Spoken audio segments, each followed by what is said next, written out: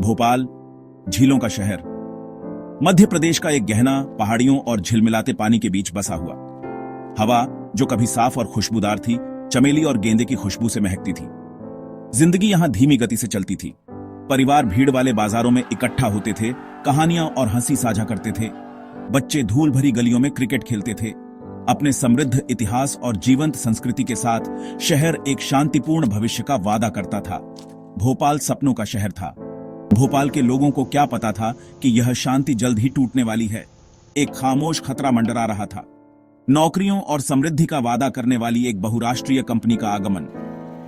दुनिया की सबसे भयानक औद्योगिक आपदाओं में से एक ऐसी त्रासदी का मंच तैयार हो गया था।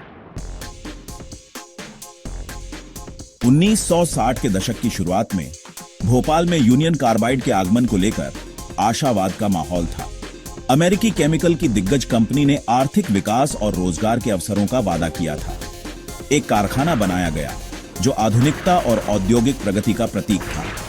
मिथाइल आइसोसाइनेट, एक अत्यधिक जहरीला रसायन, निर्माण प्रक्रिया में एक प्रमुख घटक था। इसकी घातक प्रकृति ज्ञात थी, फिर भी सावधानियां अपर्याप्त लग रही थीं। लागत में कटौती के उपायों और ढीले सुरक्षा मानकों ने आपदा के खिलाफ कारखाने के बचाव को कमजोर कर दिया। अलार्म सिस्टम खराब हो गए, चेतावनियों को नजरअंदाज कर दिया गया। इस बीच भोपाल के लोग कारखाने की छाया में रहते थे। यह विश्वासघातक साबित होगा। 2 दिसंबर 1984 की रात भोपाल में किसी भी दूसरी रात की तरह शुरू हुई। परिवार अपने घरों में गहरी नींद सो रहे थे।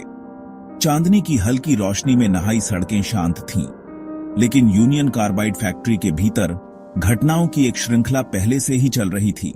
ऐसी घटनाएं जो एक अकल्पनीय आतंक को उजागर करेंगी। मिथाइल आइसोसाइनेट वाले स्टोरेज टैंक में पानी घुस गया, जिससे एक घातक रासायनिक प्रतिक्रिया हुई। दबाव तेजी से बढ़ा और जल्द ही जहरीली गैस का एक बादल खराब वेंट गैस स्क्रबर से निकलने लगा। शहर को चेतावनी देने के लिए बनाया गया अलार्म सिस्टम खामोश रहा। हवा से भारी घातक गैस भोपाल की गलियों में चुपचाप रेंगती रही। यह दरारों और छेदों से रिसकर घरों में घुस गई। एक तीखी कटु गंध ने हवा को भर दिया, आंखों और गले में जलन पैदा कर दी। लोग खांसते हुए, सांस लेने के लिए हाँफते हुए उठे। जैसे ही अदृश्य हत्यारे ने अपनी पकड़ मजबूत की, दहशत ने शहर को जकड़ लिया।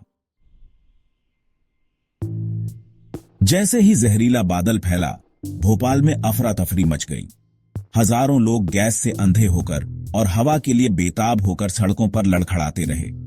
माता पिता अपने बच्चों को पकड़े हुए थे। उनके चेहरे आतंक से विकृत थे। भागने में असमर्थ बीमार और बुजुर्ग अपने घरों में घातक धुएं के शिकार हो गए। ऐसी आपदा से निपटने के लिए अस्पताल, बीमार अभिभूत थे। खुद सांस लेने के लिए संघर्ष कर रहे डॉक्टर और नर्स पीड़ितों की अंतहीन धारा का इलाज करने के लिए अथक प्रयास कर रहे थे। हवा में सायरन की आवाज गूंज रही थी, लेकिन मदद दूर की उम्मीद लग रही थी। कभी जीवंत और जीवन से भरपूर शहर अकल्पनीय पीड़ा के दृश्य में बदल गया था। शव सड़कों पर बिखरे पड़े थे। उनकी आंखें मदद के लिए एक अंतिम मूक याचना में जमी हुई थीं। हवा मौत की बदबू और मरने वालों के रोने से भरी हुई थी। जैसे ही भोपाल गैस त्रासदी का असली पैमाना सामने आया, दुनिया ने दहशत से देखा।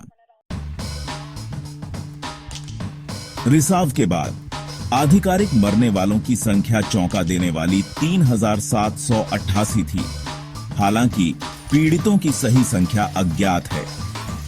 स्वतंत्र अनुमान बताते हैं कि बाद के वर्षों में 15,000 से 20,000 लोग मारे गए होंगे, जो दीर्घकालिक स्वास्थ्य जटिलताओं के शिकार थे। गैस रिसाव ने भोपाल के बचे लोगों के स्वास्थ्य पर एक अमिट छाप छोड़ दी। हजारों लोग पुरानी सांस की बीमारियों, आंखों की समस्याओं और डिबिलिटेटिंग तंत्रिका संबंधी विकारों से पीड़ित थे। आपदा के बाद पैदा हुए बच्चों को जन्म दोष और विकास संबंधी समस्याओं का सामना करना पड़ा। एक दुखद विरासत जो पीढ़ी दर पीढ़ी चली आ रही है। मनोवैज्ञानिक आघात गहरा था। बचे लोगों ने पीटीएसडी, चिंता और अवसाद से जूझा। प्रियजनों का खो जाना, लंबी स्वास्थ्य समस्याएं और न्याय की लड़ाई ने भोपाल के सामूहिक मानस पर भारी असर डाला। भोपाल के पीड़ितों के लिए न्याय की तलाश एक लंबी और कठिन यात्रा रही है।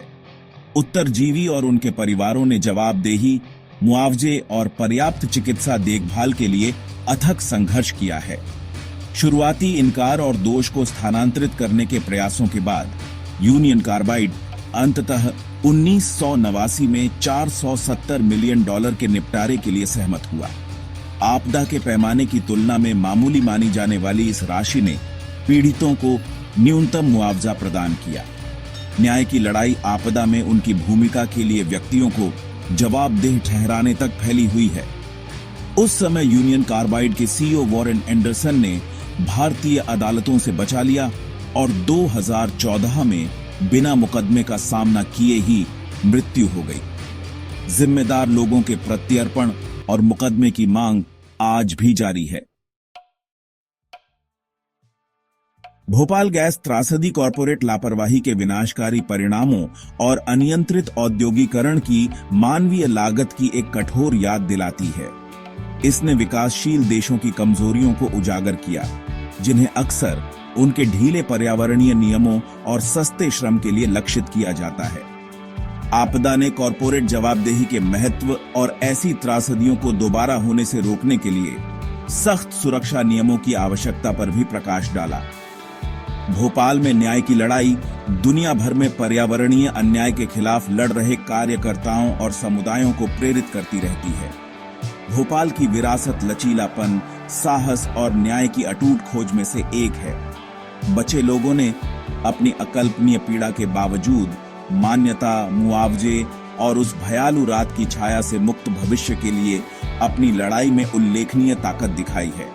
उनका संघर्ष आशा की किरण के रूप में कार्य करता है, हमें याद दिलाता है कि त्रासदी के सामने भी मानव आत्मा सहन कर सकती है।